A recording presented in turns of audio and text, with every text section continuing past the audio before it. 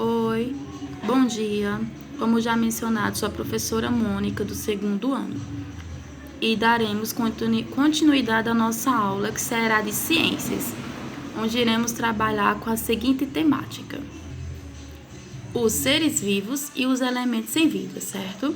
E para isso, peço que peguem seu livro de ciência e coloquem na página 37 e 38 e em seguida realize a leitura do texto para melhor entendimento do que sejam esses seres vivos e esses elementos sem vida, certo? Em seguida, darei exemplos desses elementos para assim compreendermos melhor e identificarmos a diferença entre ambos. Bem, nesta imagem temos dois tipos de elementos: os elementos com vida e os elementos sem vida. À minha direita, encontramos os elementos sem vida, como a bicicleta, a roda, o carro, a mesa e tantos outros, certo? À minha esquerda, encontramos elementos com vida, como o ser humano, os animais e os vegetais. Pronto, como mencionei anteriormente, os seres que fazem parte do ambiente podem ser classificados em seres vivos ou elementos sem vida, como mostrei na imagem anterior, certo? Aqui darei alguns exemplos de alguns seres vivos. Os animais, as plantas, os fungos, os micróbios e as pessoas são seres vivos, porque realizam funções vitais e possuem um ciclo de vida, certo? Como mencionado, os seres vivos possuem um ciclo de vida, pois eles nascem, crescem, reproduzem e morrem. Veja o exemplo abaixo.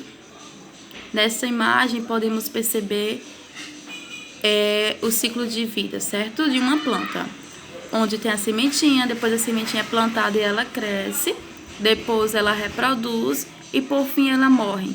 Suas folhas podem cair, a árvore pode murchar e tantas outras características. Aqui temos algumas funções vitais dos elementos vivos, como a relação, a nutrição, a reprodução, a proteção e a defesa, certo? Tudo isso, todas essas características são importantes para a sobrevivência. Como sabemos, existem muitos tipos de animais e plantas, e cada um com suas características próprias. Veja. Aqui nesta imagem, podemos perceber dois tipos de animais, um elefante e uma formiga. Suas características: o elefante é grande e ao meu lado direito temos as formigas, que ela pertence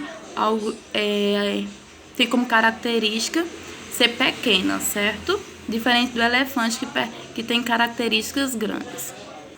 Outra característica dos elementos vivos são que uns vivem na água, como os peixes, e outros vivem na terra, como os cachorros, os gatos e os próprios seres humanos.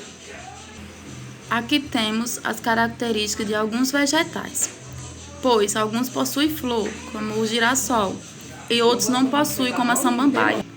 Outras características importantes dos vegetais: uns vivem na água, como visto na imagem, e outros vivem na terra.